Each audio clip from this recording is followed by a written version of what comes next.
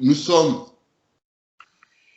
nous sommes le 19 mai 2021 et aujourd'hui, nous allons voir en détail qu'est-ce que la franc-maçonnerie, donc cette société secrète, cette secte, comme elle est nommée par nombre de fidèles.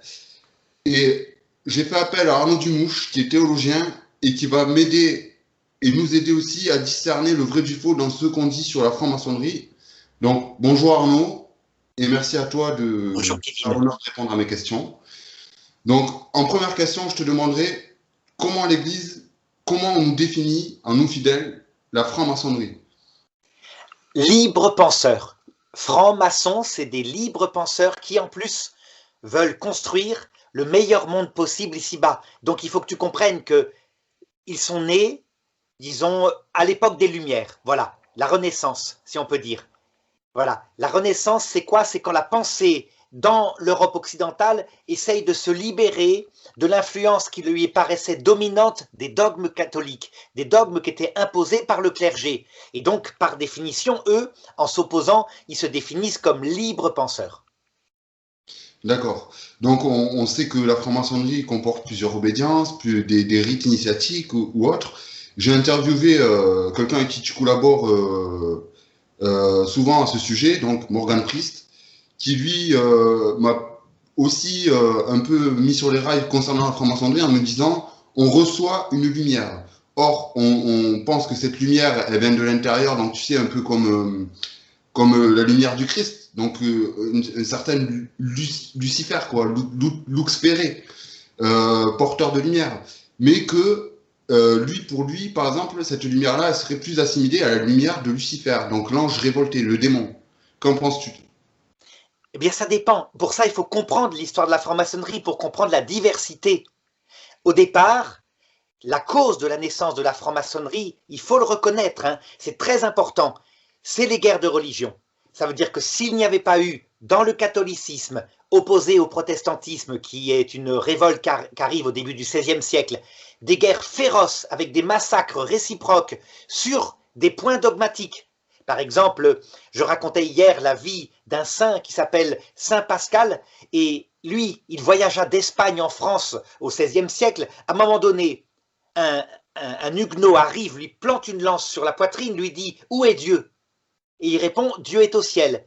S'il avait répondu « Dieu est dans l'Eucharistie », il le savait, il était mort. Pourquoi? Parce qu'il y avait des calvinistes très durs qui disaient « Mais non, l'Eucharistie c'est symbolique, il n'y a pas de présence de Dieu. Après tout, tu peux croire ce que tu veux, hein, mais tu es comme ça. » Et attention, je n'accuse pas particulièrement les protestants, je peux dire la même chose de par les excès, les fanatiques catholiques. Hein. Ça veut dire qu'il y a eu vraiment quelque chose qui s'est passé à cette époque-là, qui fait que la foi qu'avait le peuple vraiment dans le christianisme, qu'avait construit en Europe occidentale au XIIIe siècle les cathédrales, les sommes de théologie qui sont d'une intelligence remarquable, tout d'un coup est échaudée.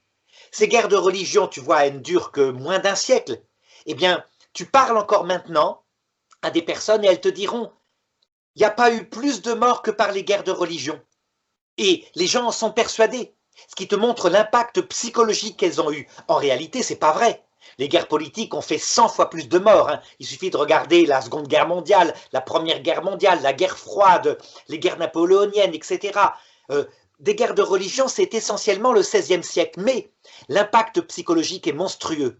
Ça veut dire que c'est la religion qui provoque ça, et ça va provoquer en réaction, eh bien, la naissance, d'abord dans le catholicisme, hein, et principalement d'ailleurs en Écosse, de libres penseurs, c'est-à-dire de gens qui veulent passer au crible de leur raison, eh bien, la foi en Dieu. Mais tous sont chrétiens au départ. Donc quand naît la franc-maçonnerie, on peut dire au XVIIe siècle, hein, ce sont tous d'abord des catholiques, et elle naît en Écosse, tu vois, avec un rite qui ressemble tout à fait à un rite catholique, mais qui se révolte un petit peu contre les évêques.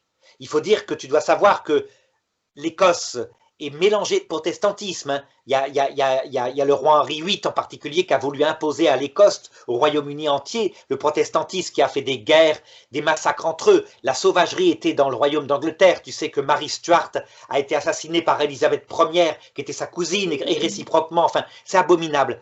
Et donc voilà, au départ, tu as donc des libres penseurs, mais mais d'obédience catholique. Donc pour eux, ils ne remettent pas en cause du tout les dogmes, mais ils veulent penser par eux-mêmes. Ensuite, regarde l'évolution. C'est que si on doit penser par nous-mêmes, c'est très bien en niveau philosophique, il faut vraiment trouver la vérité par soi-même. Au niveau dogmatique, comme catholique, vaut mieux se faire référence quand même au magistère de l'Église. Et bien peu à peu arrivent d'autres étapes de la franc-maçonnerie qui vont être plutôt de type protestante, c'est-à-dire qu'ils disent « mais moi, qu'est-ce qui me prouve, après tout, que le pape et les curés, etc., il faut leur faire confiance ?» Et donc l'étape suivante, ça va être une franc-maçonnerie de type protestante, où le seul apport, c'est la Bible. Donc les francs-maçons, tu vois, à cette époque-là, là, j'avance encore, je suis encore au XVIIe siècle, sont des chrétiens, mais ils n'ont plus comme source, comme canal de leur révélation, que l'écriture. Et ils cherchent à construire le meilleur monde ici-bas par leur raisonnement, pas par un libre examen, en se servant de l'écriture. Voilà pourquoi, quand les États-Unis naissent, qui sont fondés sur cette pensée-là, eh bien, ils jurent sur la Bible. Quand les présidents des États-Unis jurent pour prendre leur pouvoir, ils jurent sur la Bible. Tu vois, c'est un protestantisme de type franc-maçon. Donc la Constitution américaine, elle fait référence à Dieu, et puis elle est libre. C'est la liberté de penser par soi-même, la tolérance, etc. Voilà des valeurs qui se mettent ensemble. D'accord. Donc le fameux mythe comme quoi ce serait Napoléon que Bonaparte qui aurait créé la franc-maçonnerie, c'est faux. Oui, c'est complètement faux. Napoléon Bonaparte, c'est l'étape suivante. Regarde, je passe maintenant au XVIIIe siècle, donc vers 1750, ce qu'on appelle vraiment l'époque des philosophes et des Lumières. Eh bien, après tout, regarde, c'est logique. Pourquoi est-ce que tu jurerais sur la Bible? Qu'est-ce qui te prouve que ce bouquin, qui est écrit comme ça par des juifs en plus, hein, il aurait une valeur quelconque? Et donc, l'étape suivante, c'est que la franc-maçonnerie se dit, ben, on va démontrer par nous-mêmes l'existence de Dieu, par notre raison, ce que l'Église encourage à faire. Mais elle va dire, les dogmes, le fait qu'on croit à ça et pas à ça, etc., que Jésus-Christ est Dieu qui s'est fait homme, les dogmes, c'est indémontrable, on n'a pas à s'y occuper. On ne peut s'appuyer que sur la démonstration par sa raison propre. Et là, c'est la franc-maçonnerie qui va donner la Révolution française déiste. Elle est déiste, elle n'est plus chrétienne. Et donc elle va commencer par combattre, quand elle va prendre le pouvoir avec Robespierre, combattre l'Église catholique en s'appuyant sur les écrits de Voltaire. Voltaire supporte pas les dogmes qui s'imposent comme ça à la raison. D'ailleurs, il signe tous ses écrits par écraser l'infâme. L'infâme, c'est l'Église catholique. Et aussi, pourquoi pas, le protestantisme, l'islam, bref, tout ce qui adhère à un dogme. Et tu vois, les libres penseurs sont devenus des déistes. Alors Robespierre, évidemment, comme il veut imposer la liberté, la libération de l'homme, il le fait en instaurant un culte de l'être suprême et le culte de la raison qui le démontre. Donc là, tu as bien une franc-maçonnerie dans la fête de la Fédération en 1791. Mais comme il voit qu'il y a un danger, il y a une réaction, en particulier de la part des chrétiens, par exemple en Vendée, eh bien, au nom de la défense de la liberté et de la raison, il provoque le premier génocide de l'époque moderne. Vraiment, quelque chose comme 250 000 morts en Vendée, tout va être inventé là-bas. Hein. Les colonnes infernales qui se répandent dans les campagnes, le massacre des femmes, des enfants, des abat-jours en peau humaine, des noyades dans la Loire, etc. Donc ça veut dire que, tu comprends, on ne peut pas dire que la franc-maçonnerie est responsable de ça. C'est plutôt l'idéologie et l'orgueil de Robespierre et de la terreur qui vont provoquer que l'homme devient second. La foi catholique, elle a normalement comme principe de mettre en premier la personne de Dieu et la personne humaine, ce qu'elle va oublier avec les guerres de religion, puisqu'on tue des protestants. Donc c'est bien une idéologie qu'on met en avant. Eh bien tu vois, la franc-maçonnerie prend le même travers. C'est pas la personne humaine, c'est pas la personne de Dieu, c'est l'idéologie qui à un moment donné domine, et ça se met à tuer. C'est l'étape suivante. Est-ce que le massacre de la Saint-Barthélemy a quelque chose à voir avec justement avec la franc-maçonnerie? Non, il est vraiment catholique, mais pas catholique par les prêtres, même si certains s'en sont réjouis, catholique par les rois de France. Ça veut dire les rois catholiques qui voient qu'en France, il y a une espèce de contre-État qui s'organise avec les protestants, qui sont en particulier dans le sud de la France, du côté de La Rochelle et tout ça. Eh bien, ils tendent un piège aux grandes autorités protestantes du pays pour venir assister au mariage entre le futur Henri IV et la reine Margot. Et à cette occasion-là, ils les font massacrer. Donc tu vois, c'est avant la franc-maçonnerie. C'est ça que j'appelle le déshonneur de la foi catholique. La charité s'était perdue. on adorait davantage la civilisation et l'unité politique d'un pays catholique que Jésus-Christ. Jésus-Christ jamais n'aurait tendu un piège et massacré comme ça des protestants. Tu comprends? Oui, Donc oui. c'est avant, c'est l'origine, c'est les guerres de religion. Ce qui veut dire que tu vois, là, ce que je suis en train de te dire, c'est que je regarde d'abord la poutre qui est dans mon œil à moi catholique, avant de regarder la paille qui est chez les francs-maçons. Si nous n'avions pas nous-mêmes péché, il n'y aurait pas eu les francs-maçons. D'accord. Alors, je n'ai pas terminé, tu vas voir les étapes, je te raconterai d'autres. Vas-y, je te laisse poser tes questions. Du coup, j'ai même entendu dire certaines personnes qui assimilent aussi la naissance de la franc-maçonnerie à des croisades, donc à l'ordre du Temple. Qu'est-ce que tu répondrais à ces gens-là? Alors ça, c'est autre chose. C'est que les francs-maçons, comme je t'ai dit, étape catholique, étape protestante, étape déiste, mais ils ont voulu se rattacher à quelque chose de sacré, quelque chose d'ancien. Il faut que tu comprennes, hein. Ils veulent, par leur libre pensée, construire le meilleur monde possible. Donc il faut trouver des symboles. Et au début, eh bien, les francs-maçons écossais vont trouver ces symboles dans la Bible. Quel est le temple qu'on construit sur terre qui est magnifique, qui est fait à force d'efforts, qui est fait d'ailleurs avec une collaboration de divers peuples? C'est le temple de Jérusalem. Or, quel est celui qui a fourni au roi David puis au roi Salomon tous les troncs de cèdre pour faire les charpentes du temple? C'est le roi Hiram, un roi du Liban. Et donc, à partir de là, ils vont établir toute une mythologie qui est fondée sur la Bible, avec tout un passé, toute une histoire qu'ils inventent, un peu comme des contes, mais qui leur donne des racines culturelles, et qui daterait donc du temple de Jérusalem. Donc tu vois le lien avec les Templiers, mais c'est un lien artificiel. Ça veut dire qu'en fait, c'est normal, ils vont créer des légendes, un peu comme le roi Arthur, si tu veux. Ils créent une légende pour faire rêver, parce qu'il faut mettre dans la franc-maçonnerie tu sais, des étoiles dans les yeux. Il faut qu'il y ait des choses belles comme ça, donc des symboles, des rituels, etc. Tous les symboles que tu verras, comme par exemple le compas, ça signifie que tu es un ouvrier du temple de Jérusalem, mais que le temple que tu construis, évidemment, c'est le temple de Dieu, pardon, qu'est-ce que je raconte? Le temple de la terre, l'humanité qui va être heureuse sur la terre, en rapport avec Dieu au début, hein. Quand tu vois l'équerre, c'est pareil, c'est un instrument de maçon, donc d'un maçon qui a construit le temple de Jérusalem. Sauf que eux disent, ces maçons-là étaient des vrais maçons, c'est-à-dire des ouvriers. Nous sommes des maçons intellectuels, spirituels de l'humanité. Alors, je vais parler d'un truc, mais on en fera une vidéo un peu plus détaillée. L'infiltration maçonnique dans notre église, dans notre sainte église.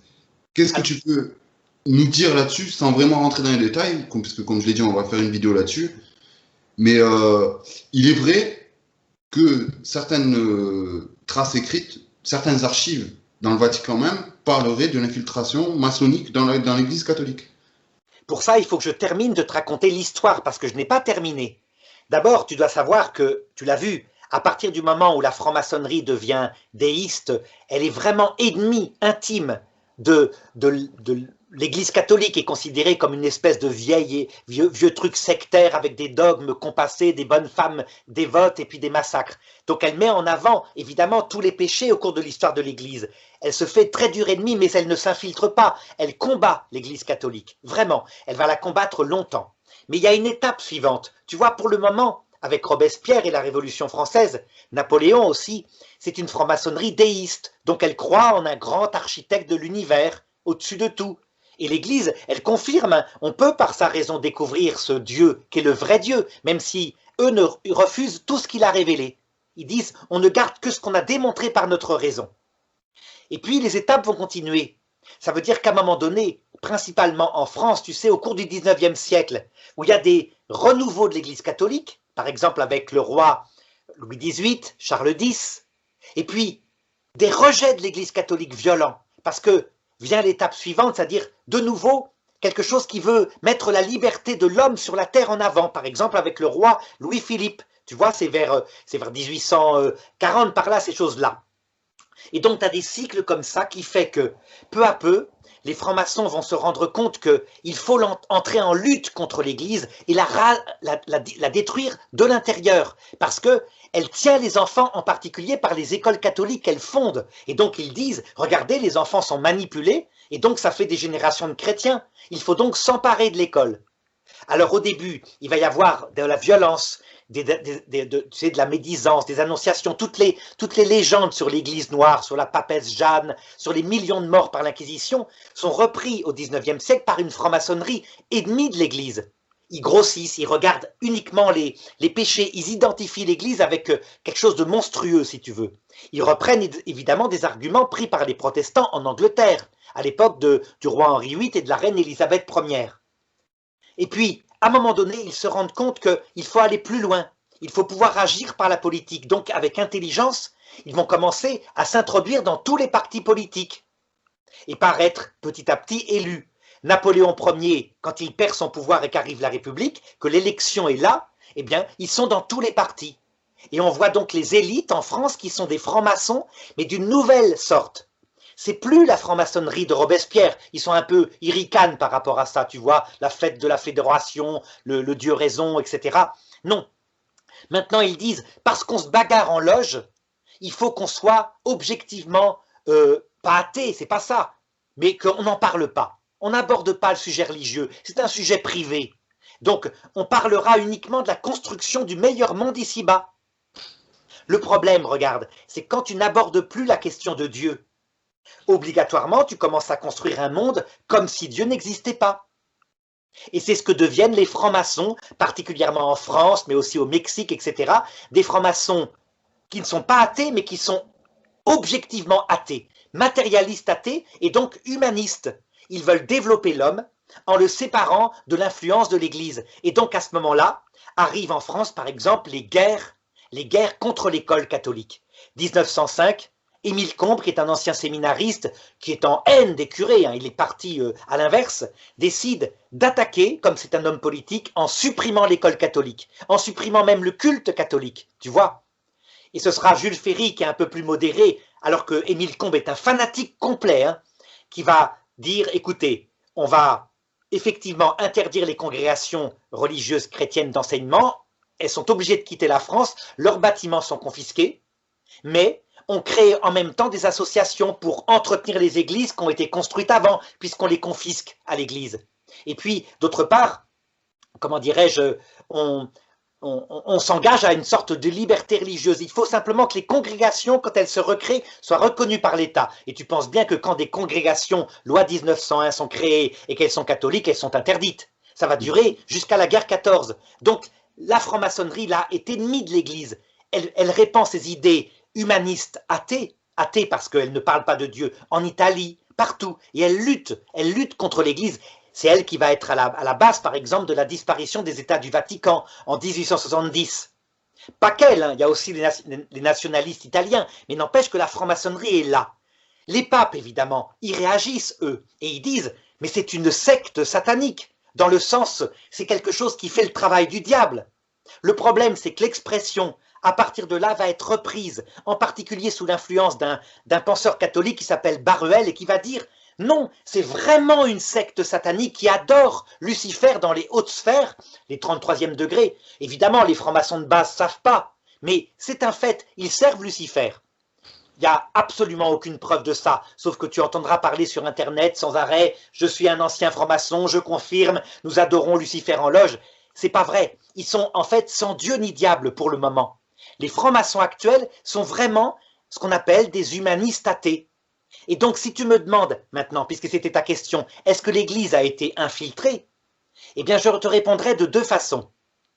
Il y a eu effectivement de l'entrisme, c'est une technique. Ça veut dire, dans certains pays comme l'Allemagne, la Belgique, où tu peux faire une carrière dans l'Église en étant payé. Vraiment, tu as un salaire, pour un évêque, c'est un salaire de cadre supérieur, pour un prêtre, c'est un salaire quasiment de prof d'université, etc. Donc, il y a eu de l'entrisme, des gens qui n'avaient pas de vocation et qui sont entrés dans la vocation. Ça, on peut en être à peu près certain, on en voit les effets actuels. Ces églises-là sont beaucoup plus attaquées que l'Église de France. Pourquoi? Parce que en France, à cause de la séparation d'Église et d'État, faire de l'entrisme comme ça, c'est se condamner à être pauvre. Donc c'est beaucoup moins attirant pour quelqu'un qui voudrait ruser et y pénétrer. Donc il y a eu beaucoup moins ça en France. Par contre, regarde, il y a eu à partir de 1950-60 un entrisme, non pas de la franc-maçonnerie, mais de la pensée humaniste sans Dieu des francs-maçons. C'est-à-dire que les personnes qui sont entrées dans la vocation, même en France, et qui vraiment comptait servir l'Église, n'étaient pas vraiment chrétiens au sens profond du terme. Ça veut dire que la dimension, tu sais, Jésus-Christ, la souffrance rédemptrice, la vie après la mort, ne les intéressait pas. Ils voulaient rentrer dans l'Église, servir pour faire quoi? Ben, du bien, un humanisme. Et donc, tu as toute une partie du clergé à partir de mai 68, on peut le dire. Une partie quitte, hein. Évidemment, ils ne restent pas, ils se marient parce que c'est pas possible. On ne peut pas se consacrer à Dieu dans le célibat comme ça, mais une partie reste. Et ceux-là vont infiltrer l'Église sans être francs-maçons, mais en ayant la pensée dont je t'ai parlé. La pensée qui est en fait la pensée franc-maçonne, mais sans le savoir. Alors évidemment, certains disent, mais si, ils sont francs-maçons. Évidemment qu'il y a certains évêques, certains prêtres qui ont adhéré à la franc-maçonnerie. Tu regarderas sur Internet, il y en a un en particulier qui, récemment, avait proclamé publiquement qu'il était franc-maçon, et l'Église l'a déposé. Pourquoi? Parce que l'Église, elle était très ferme. Elle disait, on ne peut pas être franc-maçon et catholique. C'est contradictoire. On ne peut pas à la fois croire de foi dans l'obéissance aux dogmes définis par l'Église et en même temps refuser d'y croire en étant libre penseur. On ne peut pas en même temps croire que la vie éternelle est la seule qui compte et que la vie terrestre est une préparation et en même temps dire, avec les francs-maçons humanistes sans Dieu, qu'il n'y a que la vie terrestre. Eh bien, il y a des prêtres qui ne voyaient pas le problème, tout simplement parce que, et ça je te le montrerai, hein, c'est vraiment incroyable, tu as des prêtres, en particulier en Allemagne, où c'est net. Pour eux, le Christ, il prêche le bonheur sur terre, point. Et la vie après la mort n'existe pas. Donc quand tu regardes la pensée d'un certain Hans Küng, qui est mort il y a à peu près une semaine, hein, le grand théologien de cette période-là, tu as l'impression de la pensée franc-maçonne teintée de christianisme. Mais il n'est pas franc-maçon, il est même prêtre, il est déposé par l'Église, hein, il va finir, je crois, par se marier, mais de fait, il n'a pas adhéré à la franc-maçonnerie. Donc tu comprends, actuellement, le vrai combat n'est pas tellement contre les loges. Souvent dans les loges franc-maçonnes, tu as des petits vieillards ventripotents, tu sais, qui rêvent de politique ou alors de succès de leur entreprise. Elle est carrément dans l'Église, chez des fidèles aussi, par des gens qui identifient la foi avec un humanisme sans Dieu, où on crée le monde ici-bas. Voilà. Tu vois, tout à l'heure, tu me disais, tu ne peux pas servir la cause de Dieu et la cause de, enfin, je sais plus trop, l'Église et la franc-maçonnerie, enfin, je sais plus trop ce que tu me disais. Tu m'as renvoyé à cette phrase que le Christ dit dans un évangile, qu'il est difficile pour un riche de rentrer dans le royaume des cieux. Tu ne peux pas servir deux personnes à la fois, maman et Dieu. Alors là, ça marcherait pour ce qu'on appelle les fraternels. Ça veut dire que chez les francs-maçons, tu en as plein qui rentrent. Pourquoi? Parce que ça leur donne un carnet d'adresses. Et ils peuvent comme ça avoir un bon métier. C'est ce qui est arrivé à mon frère, hein. Il n'est pas franc-maçon du tout, mais il me raconte que quand il avait 17 ans, il n'était pas encore chrétien. Et donc il avait cherché à rentrer en franc-maçonnerie. On l'avait méprisé, hein. C'était un petit jeune de 17 ans, tu vois. Et puis quand il a eu son agrégation et son doctorat en biologie, eh ben, ils sont revenus pour le faire rentrer. Et là, il leur a dit, désolé, hein, je vois que vous êtes des mondains. Et donc il a méprisé, il est devenu chrétien, catholique. Mais vraiment, il m'a dit, chez les fraternels, tu as vraiment le service de la gloire, de l'argent, de la carrière. Par contre, chez les francs-maçons honnêtes qui y rentrent dedans, il y a vraiment un projet humaniste, ils veulent créer le meilleur monde possible. Seulement, regarde, c'est logique, si tu n'as pas de vie après la mort, parce que c'est ça qu'ils servent, en fait ce sont des habitants de la terre, il n'y a que la vie terrestre. Ce ne sont pas des habitants du ciel, même quand ils se disent chrétiens. Résultat, quand tu penses à créer le bonheur sur terre en te disant qu'il y a après la mort le néant, ben tu vas exagérer la liberté de faire ce que tu veux quand tu veux. Toutes les pensées franc-maçonnes sur l'avortement, sur l'euthanasie, sur éventuellement je change de sexe comme je veux, j'estime que je suis une fille alors que je suis un garçon, ben, qui peut m'empêcher, etc. Toutes les pensées woke, etc. sont des pensées venant d'un humanisme athée. Ça veut dire que, effectivement, moi je comprends, si la vie terrestre se termine dans 40-50 ans par le néant pour chacun d'entre nous parce qu'on meurt, ben autant accepter chacun, je sais pas moi, ta liberté, je sais pas, ton instinct c'est quoi? C'est ce que je pourrais trouver comme truc absurde, ben, je sais pas, de te marier avec un arbre. Qu'est-ce qui peut empêcher de se marier avec un arbre? Après tout, l'arbre, de toute façon, tu vas pas le... Voilà, tu comprends? Ça veut dire que ça tombe comme ça parce que il n'y a plus de nature humaine, il n'y a plus que l'évolution. Ce sont sincèrement des humanistes athées. Et au bout d'un certain temps, ben, comme il n'y a plus de Dieu, il n'y a plus de sens, l'humanisme lui-même disparaît. Et donc c'est eux qui ont élaboré par exemple les lois sur l'avortement. Ben, pourquoi? Parce que l'enfant, il n'est pas libre, il est dans le ventre de la mère, c'est pas un enfant, c'est un bout de viande, puisque ce qui fait un être humain, c'est la liberté. Et donc ce qu'il faut chercher, c'est le bonheur de la mère. Donc avortons. Les chrétiens, pourquoi ils s'opposent à ça? Parce qu'ils disent, mais non, il y a une âme créée par Dieu, à l'instant de la conception. Si on tue un enfant, dans 40 ans, de l'autre côté, ben on aura la surprise de s'être rendu compte qu'on a tué l'enfant de son sein. Tu vois, c'est donc bien deux pensées radicalement devenues différentes.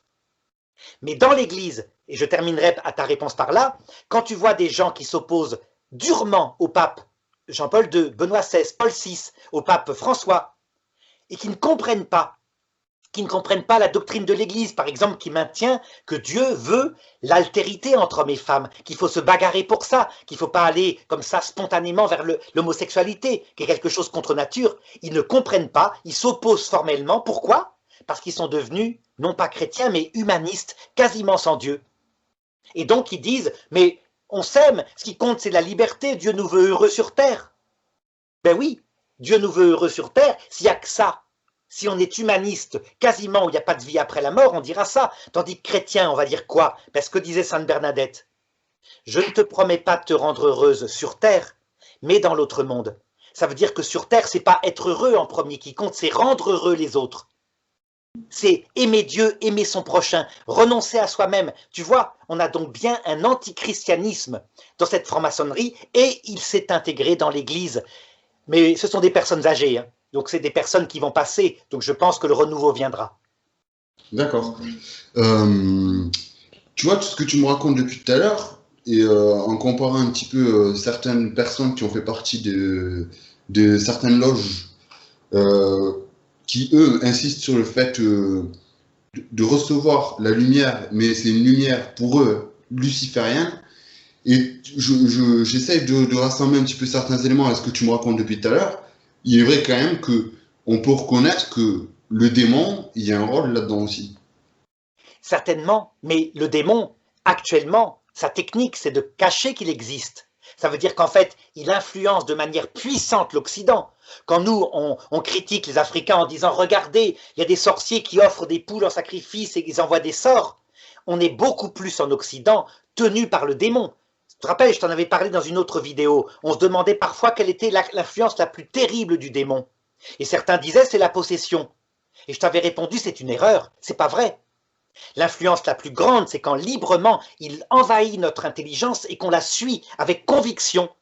Or, l'intelligence occidentale est avec conviction dans quelque chose qui est un antéchrist, qui s'appelle l'humanisme athée, mais qui n'est pas le dernier antéchrist, qui est un antéchrist particulier qui passera comme les autres, sachant que le dernier antéchrist, c'est pas ça, c'est quelque chose de beaucoup plus fort, ça sera vraiment, pour le coup, la pensée de Lucifer, donc de l'ange de lumière qui dira « J'existe, il y a une vie après la mort, le Dieu auquel vous croyiez jadis, un Dieu qui vous prêchait l'humilité, c'est le démon. Moi, je vais vous proposer, dans l'autre monde, d'être libre, de choisir vous-même le bien et le mal, et vos yeux s'ouvriront, parce que je vous veux debout. » Tu vois, c'est la parole que Lucifer avait dit à Adam et Ève. Mais ça ressemble au christianisme, c'est magnifique. Il faut donc être profondément chrétien pour se rendre compte qu'en fait, c'est la parole de Lucifer. Oui. Tu vois, comme ça se ressemble. Hein. On pourrait se faire piéger, tellement, comme disait Marthe Robin, le démon, Lucifer, il est beau. C'est une belle pensée. C'est un dragon. Seulement, quand on compare au Christ qui te dit « Tu donnes ta vie pour ton prochain, ce qui compte c'est d'aimer Dieu et le prochain, d'acquérir en cette vie de l'humilité, de l'amour, et la liberté te sera vraiment donnée, par surcroît, mais une liberté du bonheur. » Tu vois, le message n'est pas du tout le même que celui de Lucifer. Donc on est bien avec la franc-maçonnerie, mais sans qu'ils s'en rendent compte. Hein. Tu vois, quand on voit certaines personnes qui te disent « Mais non, ils adorent Lucifer », ils vont trop vite, ils se trompent d'époque. Ils pourront dire ça pour le prochain antéchrist, dans 100 ans peut-être, le dernier antéchrist. Mais celui qui est actuellement là, tu regardes les francs-maçons, la plupart, hein, sauf peut-être quelques-uns, mais à titre privé, c'est ni Dieu ni diable en public. Ni Dieu ni diable en public, vraiment. Et en privé non plus, ils n'y croient pas. Ils sont sincèrement humanistes athées. Oui, mais le fait de prêcher, entre guillemets, l'humanité sans Dieu, c'est un antéchrist. Absolument. Il est pire, cet antichrist-là, que le nazisme. Alors je vais te choquer, je sais bien, mais je vais m'expliquer. Jésus-Christ, il a une phrase très très précise pour l'expliquer. Il dit « Ne craignez pas ceux qui tuent le corps, craignez celui plutôt qui peut tuer votre âme et entraîner votre corps et votre âme dans l'enfer éternel. » Hitler, ça se voit, c'est un monstre grossier, c'est épais, c'est lourdingue. Alors il séduit les jeunes par des belles musiques, etc., des tromblons, des tempêtes, des trompettes, etc. Mais c'est épais, c'est grossier, et on le voit bien. Le communisme, c'est beaucoup plus subtil. Tu as l'impression que tu es généreux, tu cherches le bonheur sur terre pour les hommes par l'égalité. Donc c'est un antéchrist beaucoup plus dangereux pour les âmes. On peut se faire piéger davantage.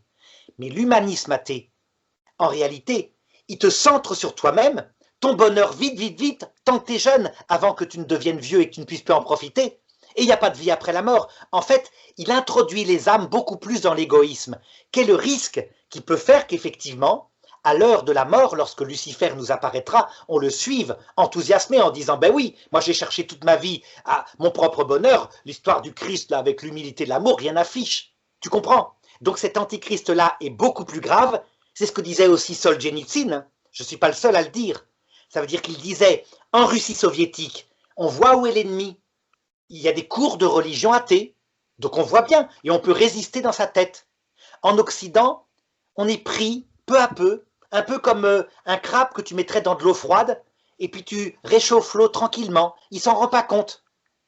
Eh bien c'est pareil, on est envahi peu à peu par cet humanisme athée, on s'en rend pas compte, on se met à penser comme ça.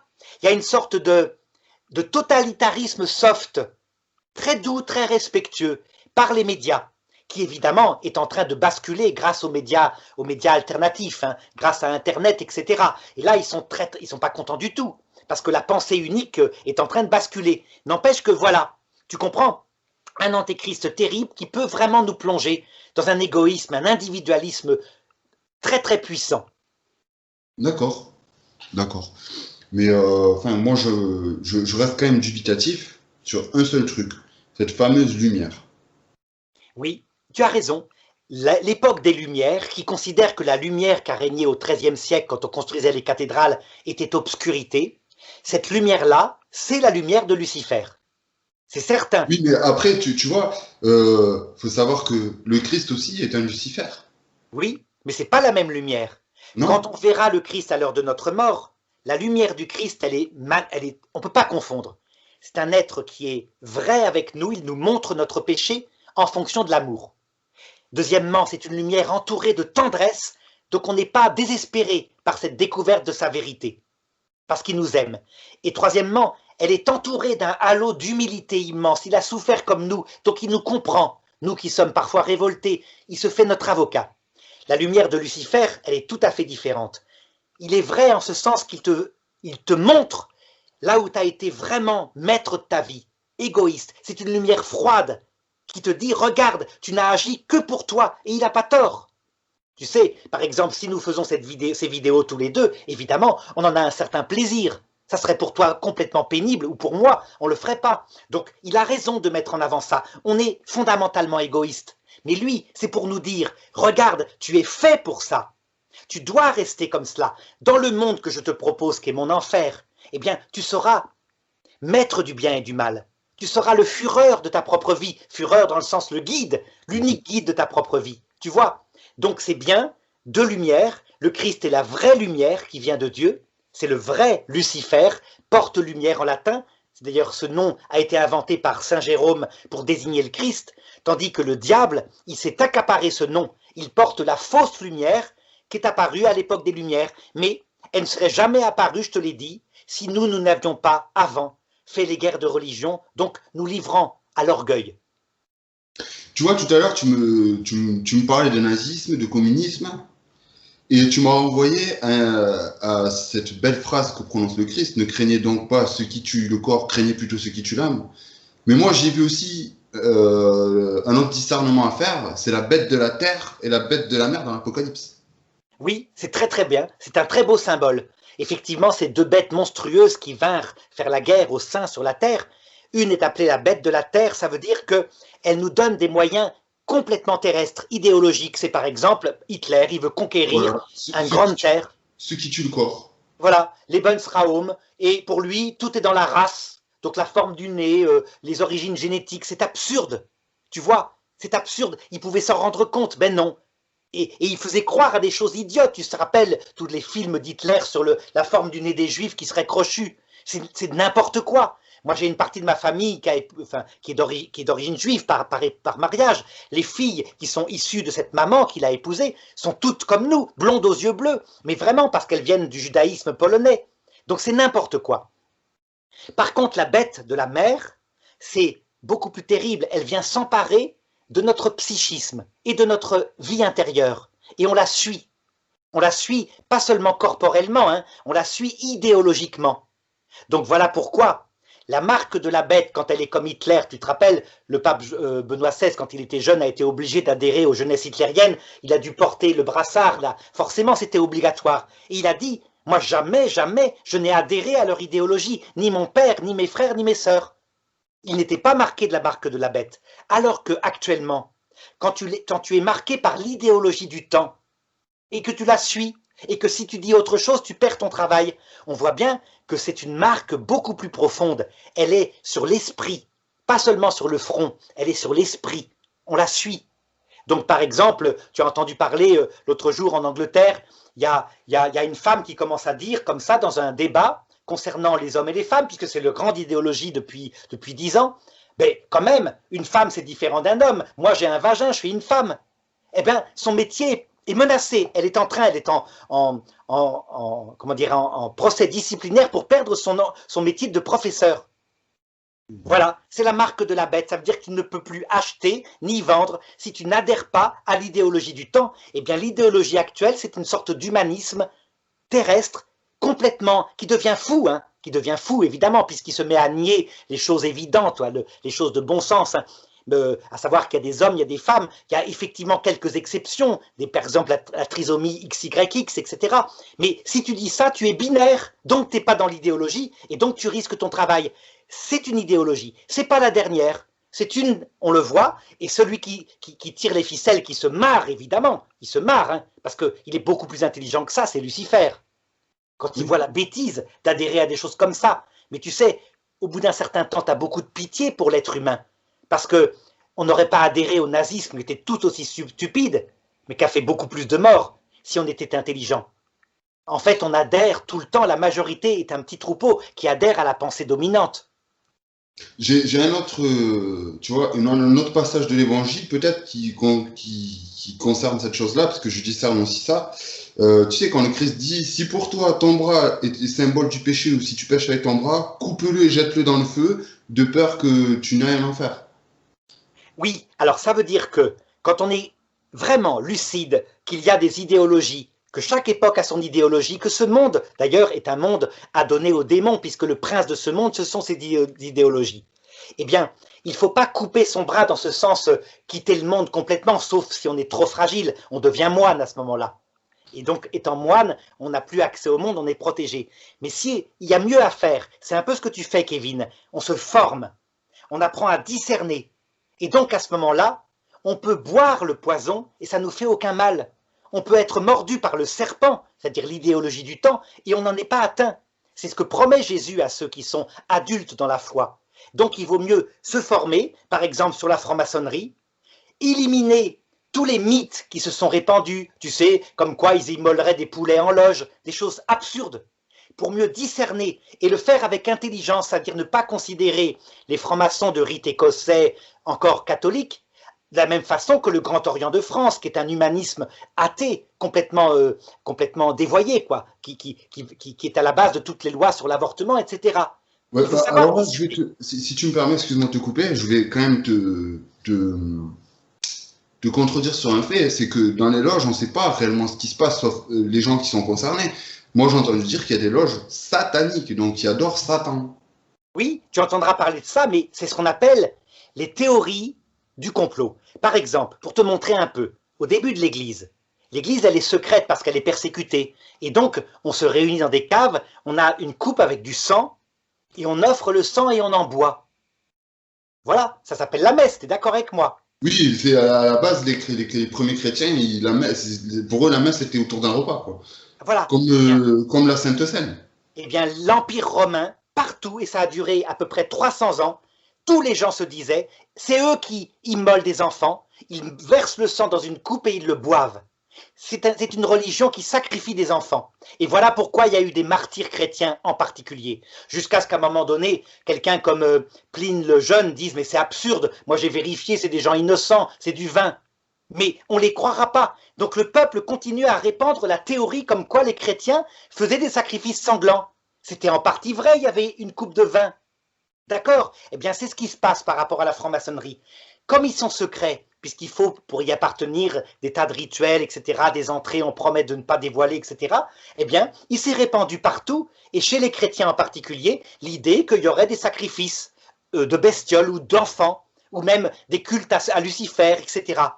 En réalité, ça vient de phrases données par les papes du XIXe siècle qui disent bien, comme je te l'ai dit tout à l'heure, ce sont des sectes sataniques, c'est-à-dire, en fait, sans qu'ils le sachent, Satan est à la gouverne. Et de transformer ça en disant, ce sont des sectes qui adorent Satan. Mais non, c'est pas ça. Ils sont manipulés. Et ils s'en rendent pas compte. Tu comprends? Alors maintenant, je reconnais que le dernier antéchrist, ça sera différent. Lui aura pris conscience de l'existence de ce Dieu, entre guillemets, qui s'appelle Lucifer. C'est autre chose. Mais attention, ça viendra en son temps. D'accord. D'accord, d'accord. Mais écoute, concernant cette partie-là, je pense que on a fait le tour. Si tu as quelque chose à rajouter, Et je on t'en a fait le prie. tour. Je crois qu'on a vraiment tout dit. Hein. Mais je maintiens, hein, tu vois, la franc-maçonnerie qu'on voit actuellement agir hein, depuis le début du XXe siècle, Grand Orient de France, etc., est une franc-maçonnerie terriblement dangereuse, hein, anti-chrétienne à 100%. Hein, et celle-là, il faut bien la repérer. Donc, bête de la mer. Bête de la mer, oui, tout à fait. C'est une bête de la mer. Même si, de fait, ils sont sincères et que beaucoup, ben, à l'heure de leur mort, quand ils voient que le Christ est vraiment Dieu, ils se convertissent. Hein. Ils ne savent pas ce qu'ils font, bien sûr. Je pense que il faut bien se rendre compte, hein, j'en ai souvent discuté avec mon frère quand il était jeune, il était tenté de ça. Si j'avais été athée, peut-être que je serais devenu franc-maçon parce qu'on essaye de construire un monde heureux, équilibré. Et Oui, donc tu les vois, eh ben, ces athées-là sont, par exemple avec George Soros, créer un monde unifié, un monde paisible où il n'y ait plus de guerre, un gouvernement mondial autour de leurs idées. Ils ne font pas de pacte avec Satan, c'est simplement une conséquence logique de l'athéisme. Tu te dis, ben oui, s'il n'y a pas de Dieu, il faut arrêter de se faire la guerre. oui, mais là, Et s'il y a bien un truc sur lequel je vais moi appuyer, c'est que tu sais, ce nouvel ordre mondial, ce nouveau gouvernement mondial dont on parle depuis, c'est un antéchrist aussi. c'est un antichrist aussi, c'est la tour de Babel. Ce mondialisme-là s'est produit au début de l'humanité avec la tour de Babel et se réalisera, dit l'Église, à la fin du monde. Ça veut dire qu'il y aura un antichrist qui sera un gouvernement mondial avec une idéologie sans Dieu. Mais comme je te le disais, hein, euh, ce n'est pas forcément Lucifer explicitement pour le moment, c'est plutôt le diable à la manœuvre cachée. Parce que s'il y a quelqu'un qui manœuvre effectivement au-delà des générations, c'est bien cet ange-là qui est un ange immortel, quoi, qui est pas comme nous, un Oui, mais là, passager. elle vit sous sa forme de serpent, de Satan, d'adversaire, Voilà, pas de Lucifer, de dragon. tout à fait. Quant à Soros, etc., bon, qui est un franc-maçon, hein, tu vois, il faut comprendre la logique de son idéologie. Elle est logique parce qu'il est athée. Pas parce qu'il est croyant ou parce qu'il adore Lucifer, mais parce qu'il est athée et qu'il dit on va arrêter de se faire la guerre mondiale. Il faut créer un monde unifié autour de valeurs humanistes. Et donc il veut le faire mondialement, il se sert de ses milliards pour le faire. Nous, on est là, on se dit mais c'est antichrist. Oui, c'est antichrist. Parce qu'il est athée. Pas parce qu'il est satanique encore ou luciférien. La génération suivante peut-être le sera, mais laissons le temps au temps. Et à ce moment-là, on peut vraiment lutter avec des armes intelligentes contre ces, je dirais, ces courants de pensée. Tu vois, ce n'est pas une théorie du complot, ce sont des courants de conviction intellectuelle venant d'un humanisme athée. D'accord, d'accord. Donc pour toi, c'est pas sectaire. C'est, ça peut le devenir, comme tout, comme je t'ai montré avec Robespierre. En fait, au départ, on a une idéologie. L'idéologie en question, elle s'améliore parce que elle n'est pas au point de tuer des hommes actuellement. Elle dit simplement, on a une idéologie de respect de l'homme et donc de sa liberté. Oui, mais ce qui est exalté, c'est l'humanisme sans Dieu. Oui, mais pas au point pour le moment, en ce moment, de tuer, comme elle l'a fait à la Révolution française. Elle pourrait devenir sectaire si quelqu'un comme Robespierre s'en emparait, de nouveau. Robespierre, c'est la secte absolue. Il crée un génocide. Il crée la terreur. Tu vois bien. Mais l'idée, tant qu'elle n'est pas exaltée, que tu mets d'abord les personnes humaines dans le respect, ben ça donne quelque chose qui est paisible. Par contre, il faut une résistance spirituelle. Tu vois, on ne craint pas en France ou en Belgique d'être assassiné, pas du tout. On craint d'être perdu spirituellement parce que on finit par ne pas comprendre là où est la vérité, là où est l'erreur. Oui, mais ça, ce que tu dis, c'est pire que d'être tué. Pire pour le salut éternel. Oui, mais tu vois, il ne faut pas confondre. Ça veut dire, par exemple, je vais donner un exemple. Les écoles catholiques en Belgique viennent de faire passer un nouveau gouvernement. Tu regardes l'évolution des écoles catholiques en Belgique depuis à peu près 60 ans. Tu as un premier directoire dans les années 60 où l'école catholique, elle sert à annoncer le Christ. Elle a un but d'évangélisation. Puis ensuite, il y a un deuxième règlement où elle dit, eh bien, elle fait connaître le pluralisme des religions. Et maintenant, celui qui vient de sortir, c'est carrément l'évangélisation devient abominable. C'est ce qu'on appelle du prosélytisme, et donc il ne faut surtout pas annoncer l'évangile. Et la philosophie qui est mise en avant dans les écoles catholiques, c'est philosophie et citoyenneté. Ça veut dire un humanisme. Qu'est-ce qui s'est passé? Est-ce que ces gens-là sont des francs-maçons qui ont fait de l'entrisme? Pas forcément. Ça peut être simplement la génération de mai 68 qui est au pouvoir. Elle est là, c'est sa conviction, et ils croient que c'est le christianisme. Du coup, ils sont très en opposition avec le pape François, qui vient de rappeler, évidemment, qu'il y avait une foi chrétienne qui devait être conservée, préservée, etc. Qui d'ailleurs, lui, s'oppose aussi, ce qu'on appelle au prosélytisme, c'est-à-dire forcer les jeunes à croire. Pas du tout. Il dit qu'il faut annoncer l'évangile. Mais eux n'en sont plus là. Donc, tu comprends.